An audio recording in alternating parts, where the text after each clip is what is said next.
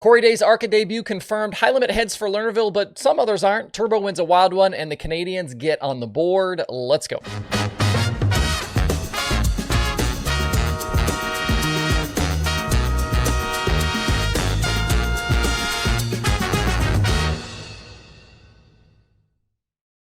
It's Tuesday, July 23rd. I'm Justin Fiedler. This is DIRTRACKR Daily presented by Kubota Genuine Parts. Apologies for the late daily show today. It's a bit of a tough week for grad school. We had a big project due. It took much longer today than I thought it was going to get submitted. So that's why we're recording a little bit late. So apologies. Over in the DIRTRACKR merch store at shop.dirtracker.com, new t-shirts are in. It looks like the design on the screen. I'm wearing one right now. These are obviously quite a bit different from what we've done in the past. I wanted to go back to some kind of more fun designs, not just the logo stuff. And this is the first ever really super multicolor shirt we've had. Cool push trucks and sprint cars go hand in hand, so I figured, why not put them on a shirt? If you've bought shirts from me before, these are similar to those which I've done in the past. They're the kind of more fitted style, softer material. They're the 60-40 blend. I've got sizes in stock from small all the way to 4XL. I had some 5X as they are now sold, so I've got up to 4XL. Shirts are $25 plus shipping. You can also grab a logo or Daily Show sticker with your order. I still got some of these left in stock. And then I've got the Daily Show stickers, Daily Show logo stickers as well. Let me know what you guys think of these shirts as well, because if you like this type of design, I've got a long list of other ideas that are kind of in the same ballpark. I've got some modified ideas, late model ideas, more sprint car stuff. So let me know what you think. Even if you don't want to buy one specifically like this because it's a sprint car, maybe if you're a late model fan, let me know if you at least like the idea and the direction, because we can certainly do that as well. Don't forget, if you are a channel member, you also get 10% off DIRTRACKR merch at all times, so you can get $10 off one of these brand new shirts. Grab one now over at shop.dirtracker.com. The main story on yesterday's show was Corey Day making his next pavement start, bumping up to the ARCA series this coming weekend at Salem Speedway. We did break that news yesterday, and we're still waiting on the official entry list at last check for the event from ARCA, but the series did confirm yesterday afternoon that Day is entered, and he will drive the number 28 Pinnacle Racing Group Chevrolet. Connor Zilic and Connor Mosak have both won this season driving that car, and Zilic is tied with William Swalich for the most series wins in 2024 with 3. The last driver to win their ARCA debut was Luke Fenhaus. He actually won at Iowa last season driving this exact car. Thanks to ARCA, by the way, for that stat. Salem Speedway, it's a wild, high-bank short track that's, if you kind of picture it like an old, worn-out Bristol, but that you run up against the wall through the corners, a super cool place to check out if you have not been there before, if you have not seen racing there before. This will be pavement start number 2 for Day, who previously ran a double feature late model night at Hickory Motor Speedway in the spring.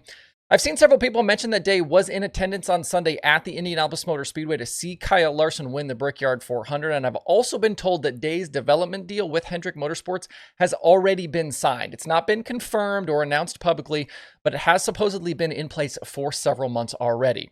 That was something I had previously speculated about, so it wasn't surprising to have a friend reach out and tell me that yesterday. And as I said, I would expect more paved starts for Day later this season, especially when the sprint car schedule cools off a bit.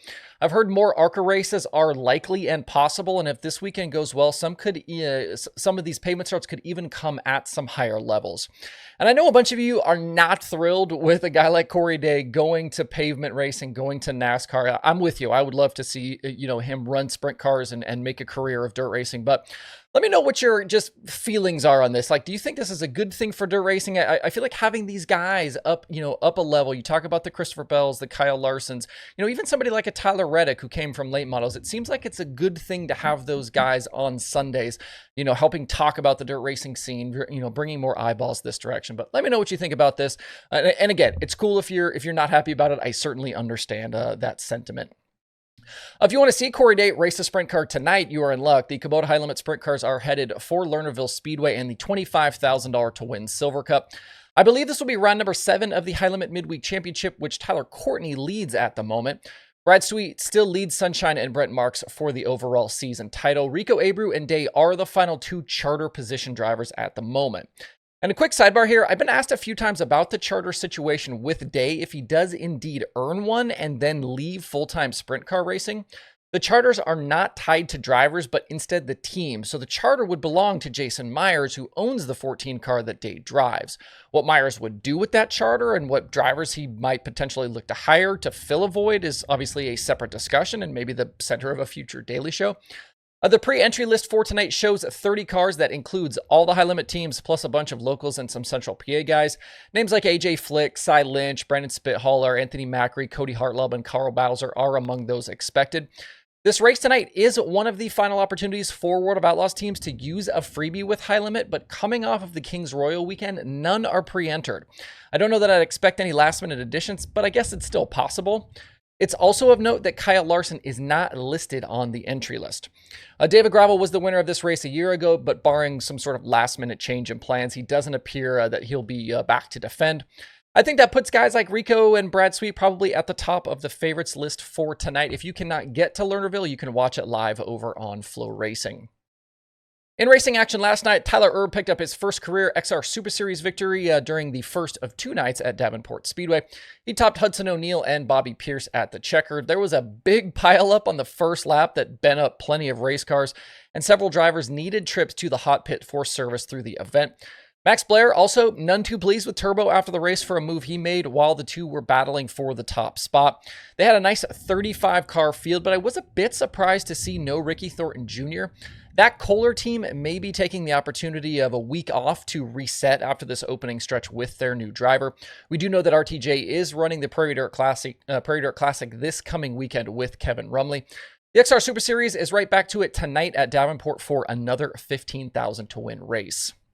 And up in Canada, Michael Perrant became the first French-Canadian driver to win with the Super DIRTRACKR Series at Autodrome Drummond since 2002.